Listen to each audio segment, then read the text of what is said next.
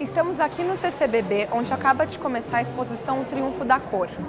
São 75 obras de 32 artistas vindo de Paris, do Museu d'Orsay e l'Orangerie.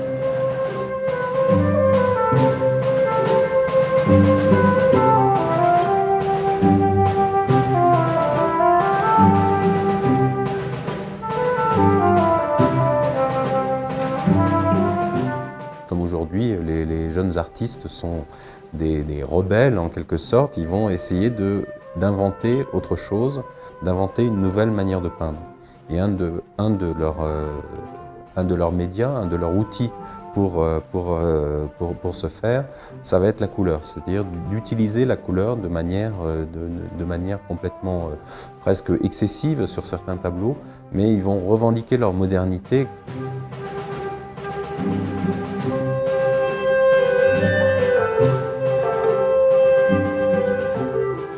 Et Signac va décomposer complètement l'image, décomposer la peinture pour essayer de rentrer dans la peinture et dire finalement la couleur, ce n'est qu'une juxtaposition de points et de tons différents, et des tons différents posés côte à côte créent la couleur.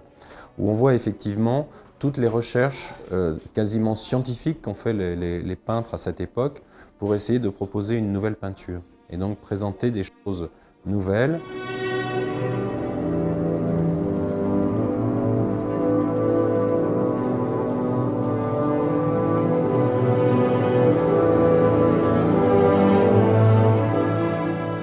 Et ce qui est très difficile, c'est de pouvoir les faire circuler, puisque la plupart sont fragiles et ils ne peuvent pas voyager.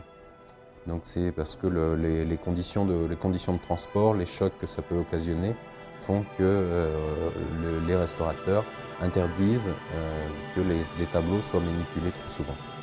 Aquí está todo. Está incluso la idea de cómo es nuestra manera de entender el arte, cómo lo subjetivo va haciéndose cada vez más importante y cómo cada vez importa más el artista en sí mismo, mucho más que lo que pinta.